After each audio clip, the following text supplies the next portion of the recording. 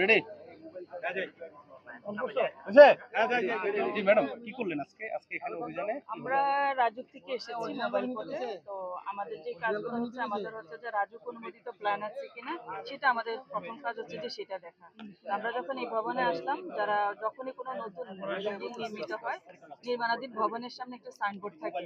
ওই সাইনবোর্ডে এট এ গ্লান্সে দেখা যায় যে ওই ভবনটা হচ্ছে যে কোথা থেকে রাজুক থেকে সার নিয়েছে কিনা, ঠিকাদারি প্রতিষ্ঠানকে, মালিককে, তারপরে কয়তলা বিশিষ্ট ভবন, ওগুলো সবগুলোই থাকে ওই সাইনবোর্ডে। কিন্তু আমরা সেটা দেখতে পাইনি।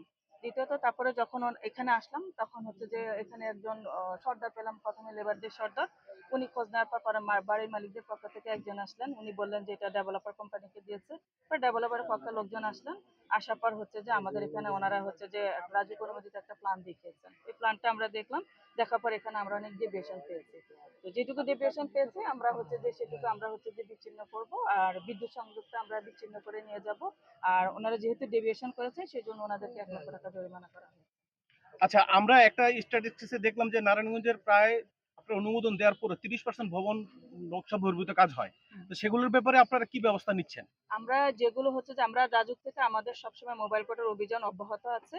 যখনই আমরা এরকম নির্মাণাধীন ভাবে আমাদের ইন্সপেক্টররা সবসময় পরিদর্শন করছেন, যেখানে আছে আমরা হচ্ছে যে প্ল্যান অনুযায়ী আমরা এক এক দিন এক এক এরিয়ায় গিয়ে যখনই আমরা ব্যত্যয় দেখছি সেখানে আমরা মোবাইল কোর্ট পরিচালনা করছি। বিল্ডিংটা তো বেঞ্চের পুরো ঢালাই দেওয়াতে এ পর্যন্ত এসে রাজু কেন বাধা দিলে? এর আগে কি করেছে তারা? না, রাজুক এসেছিল তখন হচ্ছে যে তখন তারা ঠিকমতো আমাদের রাজুককে সহায়তা করেনি। চিঠিও দেওয়া হয়েছে রাজুক থেকে, সহায়তা দেওয়া হয়নি। তখন হচ্ছে যে আজকে মোবাইল কোর্টে আসি আমরা।